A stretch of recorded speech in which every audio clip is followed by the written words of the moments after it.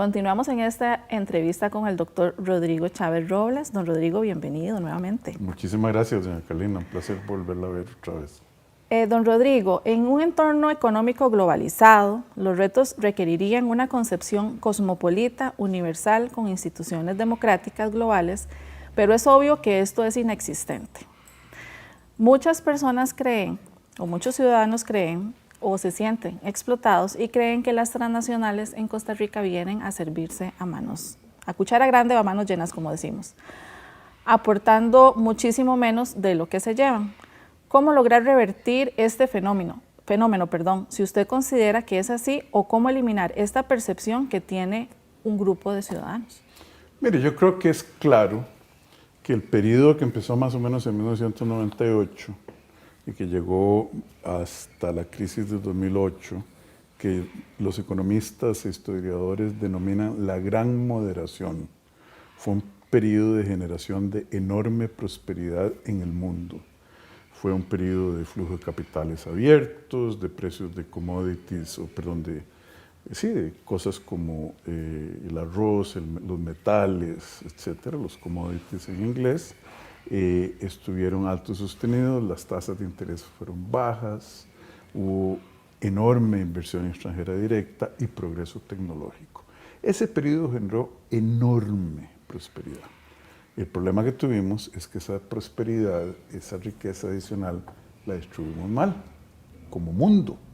Eso llevó al fenómeno de Donald Trump en los Estados Unidos, al fenómeno AMLO en México, al fenómeno Bolsonaro en Brasil, llevó al fenómeno Orbán en Hungría, el dictador que hay ahí, los hermanos Kaczynski en Polonia. Entonces la gente empezó a reclamar que la marea no subió todos los botes. Igual, cuando la marea subió. Hay una impresión de que las empresas transnacionales son parte del problema. En realidad no lo son. Lo que ha sido malo es la administración de esa riqueza de parte de los gobiernos del mundo, tanto de izquierda como de derecha, para que esa prosperidad se hubiera repartido más y no hubiera creado una reacción política de la gente tan negativa, si hubiéramos manejado mejor esas bendiciones que se generaron a través de eso. Yo creo que los costarricenses, muchos, sobre todo la juventud, sobre todo la gente preparada, le gustaría trabajar en una transnacional. Y aquí los problemas no son las transnacionales, son los monopolios locales que se benefician acá, ellos y ellas, producto de distorsiones en los precios, prácticas monopolísticas, protección innecesaria e inadecuada de parte del gobierno a esos grupos pequeños que la mayoría son criollos. Entonces hay que diferenciar las cosas bien y ese proceso de educación, bueno, aquí estamos conversando y ojalá nos esté oyendo bastante gente para llevarles esos mensajes. El frío no está en las cobijas, hay que buscarlo donde verdaderamente está. Don Rodrigo, el concepto de moda ahora es reactivación económica. Todo el mundo habla de reactivación económica, el gobierno habla de reactivación económica, los grupos empresariales hablan de reactivación económica y ahora los aspirantes a la presidencia hablan de reactivación económica. ¿Cómo le traducimos eso al ciudadano cuando realmente lo que la gente necesita es empleo? ¿Cómo reactivaremos la economía? ¿Cómo reactivaremos la economía del siguiente gobierno? ¿Qué es lo que hay que hacer? Porque hay muchos estudios, Costa Rica está lleno de estudios, de análisis, pero que quedan en el papel, pero digamos a la hora de ejecutar, ¿cómo se va a reactivar realmente la economía? Mire, eso de la reactivación económica es como hablar de fantasmas, o hablar del cadejos, etc. La gente habla de esas cosas, pero nadie nunca la ha visto, ni nadie nunca la puede definir de una manera precisa. Empecemos aquí. ¿Qué es reactivación económica? Reactivación económica significa crecimiento económico. Es decir, que se genere prosperidad, que se generen recursos. Para crecer económicamente, eso es lo que no nos dicen los políticos ni la gente del gobierno claramente, usted necesita dos cosas. Invertir para que haya más factor de producción llamado capital, infraestructura. Y utilizar el talento humano que existe de una manera más intensa. Combinando esos dos factores, la tercera forma de crear crecimiento de una manera más eficiente, innovación, cambio tecnológico. Entonces, reactivación económica significa más inversión, más empleo del talento humano e innovación. Y en las tres estamos mal, doña Carlina. Y en las tres nadie está diciendo qué hacer.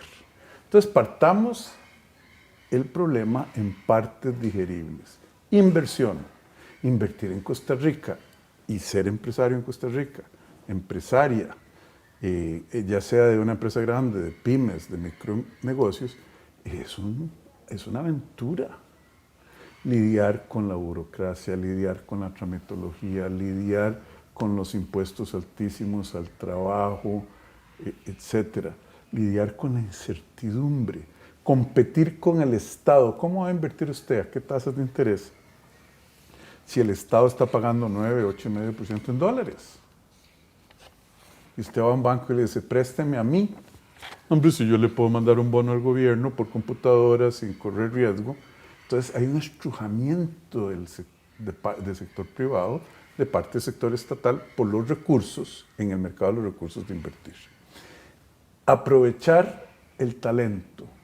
Usted sabe que Costa Rica tiene tasas de participación de las mujeres en el mercado laboral que son más bajas que en los dos países musulmanes en los que yo pasé 13 años de mi vida. Bueno, 11, si lo sumo bien. Indonesia y Turquía. Hoy en Costa Rica, amigos y amigas, en el 20% más pobre de las mujeres entre 24 y 35 años, solo 18% de esas señoras están buscando trabajo o tienen trabajo.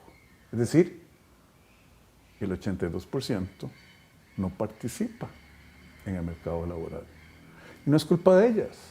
Una buena parte es que la red de cuidado de este país, de niños y niñas, está tan mal diseñada que primero que no cubre las necesidades que hay, y está mal diseñada porque cuando la señora consigue trabajo, le quitan el subsidio. Entonces le sale más caro lo comido por lo servido, que es ir a trabajar y pagar el cuido, que quedarse en la casa.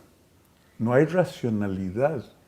Entonces, y póngase a pensar, doña Carlina, Arabia Saudita tiene tasas de participación laboral de las mujeres en ese país, que es un ejemplo negativo de cómo no tratar al talento humano femenino y a las mujeres en general, que las tasas de participación de la gente más pobre, de las mujeres más pobres de este país.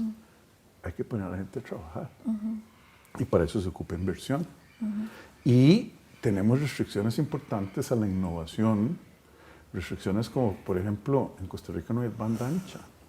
La infraestructura, tenemos un déficit de infraestructura de, óigame bien, señora y señor en su casa, 100,000 millones de dólares es el déficit de infraestructura pública que este país tiene. Puertos profundos en el Pacífico para exportar a los mercados que están consumiendo muchísimo en Asia, China, etcétera. No tenemos banda ancha, no hay cobertura, banda 5G, que es la banda moderna. Entonces, se ha venido manejando tan mal el país que ya ni siquiera el gobierno y la clase política puede definir qué es reactivación económica, cómo lo vamos a hacer. No inventemos el hilo negro, la rueda, ni el agua tibia. El agua tibia. Ya se sabe cómo hacerlo, pero no lo quieren hacer o no han podido hacerlo porque eso requiere organizar y gestionar el país de una manera clara, con una visión país que no existe. Ese es el problema, doña Carlina. Don Rodrigo, ahora que hace usted referencia a algunos países donde usted tuvo la experiencia de vivir, ¿verdad?, dar asesoría, trabajar, que fueron 45 países, si no me equivoco, ¿verdad? Entre trabajar y vivir, sí, por ahí, 42, 45. ¿Qué país nos puede dar usted de referencia que está en una condición similar o aún inclusive peor que Costa Rica y que salió adelante? ¿Realmente los costarricenses podemos aspirar a una Costa Rica diferente?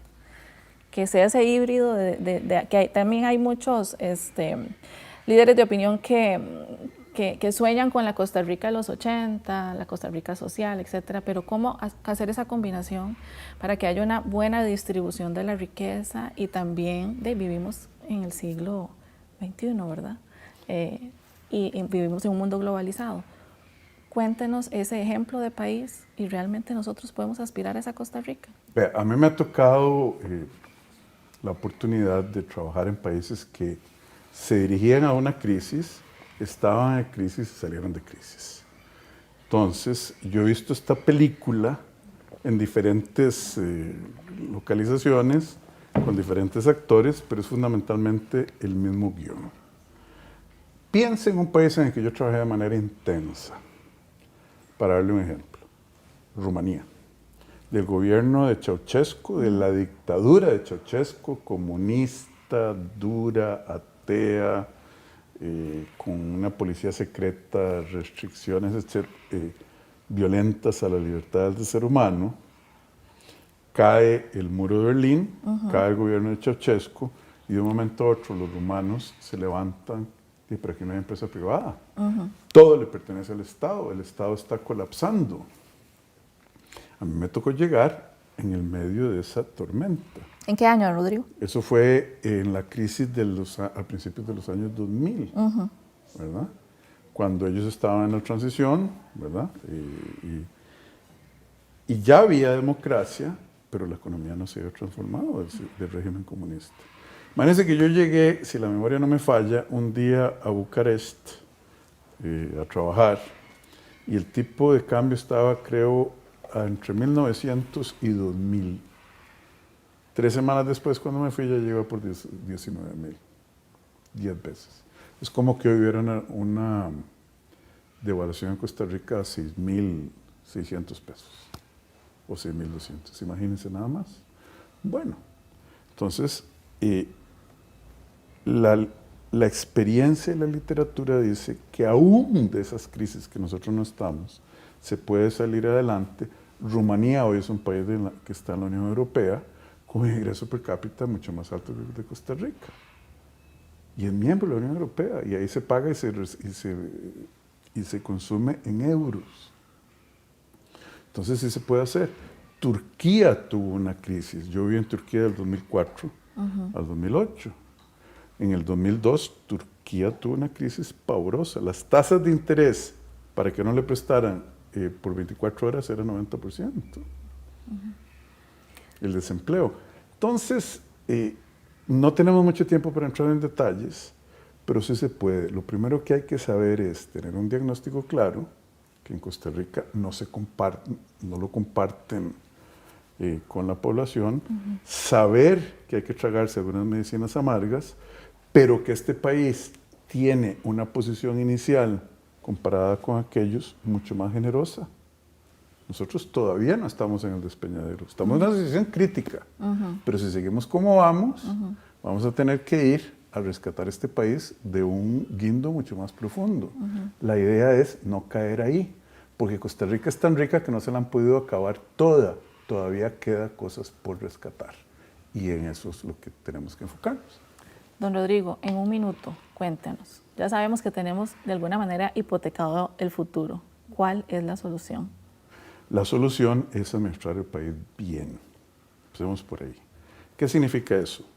No hacer cosas como lo que acaba de pasar, que el sistema bancario, la banca de desarrollo, le perdonó 6.250 millones a un grupo de empresarios, la mayoría de los cuales son gente rica, donde ni siquiera le han contado a la población quiénes son y cuánto les perdonaron por el secreto bancario. Eso es total y absolutamente inaceptable. Donde gastamos más en intereses y menos en infraestructura, en una relación de, por cada colón de infraestructura que gastamos 5.2, 5.3 colones en intereses. Imagínense si usted hubiera tarjeteado, señora, en su casa, tanta deuda, tanto gasto, que hoy se la están comiendo los intereses en una relación de esa naturaleza. Desde 1983 a hoy, Costa Rica ha tenido déficit y ha venido acumulando deuda pública, esa es la hipoteca de la que hablamos, ¿verdad? Todos los años de 1983 a hoy, excepto en 2007. ¿Es claro? Hay que dejar de hacer lo que venimos haciendo ya por décadas y hay que ordenar el país con disciplina, con claridad, con fortaleza y valentía. Así Así es. de fácil suena, pero ¿por qué no lo hemos podido hacer? Me pregunto yo. Muchas gracias a don Rodrigo Chávez por habernos acompañado en esta entrevista y a toda la audiencia de Telefides, su canal católico.